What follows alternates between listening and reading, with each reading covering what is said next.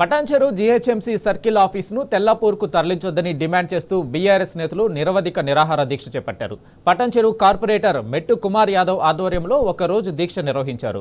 పటాన్చెరు ఇక్కడ, పరిపాలన ఎక్కడ అంటూ నినాదాలు హోరెత్తించారు. సర్కిల్ ఆఫీసును వెంటనే పటాన్చెరుకు తీసుకురావాలని డిమాండ్ చేశారు.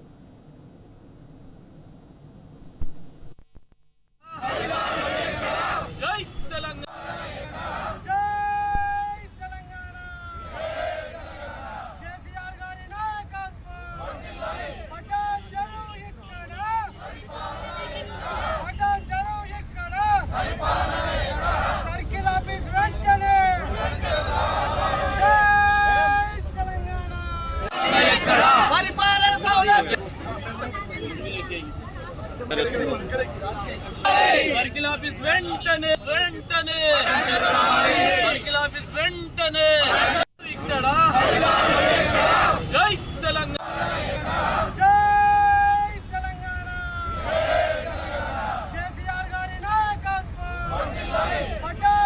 సరిపడే సర్కిల్ ఆఫీస్ నిర్మించడం జరిగింది.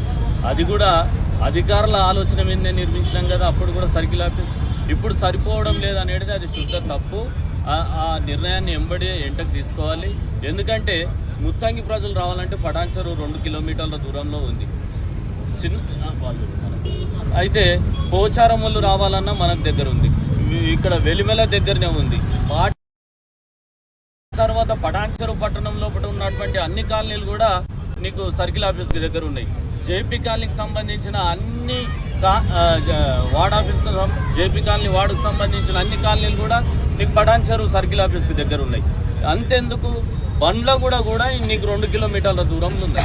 ఇలాంటి పరిస్థితులు ఇక్కడ ఉంటే నిజంగా మహా విడ్డూరం ఉంది. ఇలాంటి నిర్ణయాలు వెంటకు తీసుకోవాలి. కాంగ్రెస్ ప్రభుత్వం చెప్తున్నది ప్రజాపాలన అంటుంది, కానీ చేసే కార్యక్రమాలేమో ప్రజలకు వ్యతిరేకంగా ఉంది. ఎప్పుడే కానీ ప్రజలకు అందుబాటులో ఉండే విధంగా ఉన్నట్టయితే బాగుంటుందని ఖచ్చితంగా సర్కిల్ ఆఫీస్ ఇక్కడ రావాలి.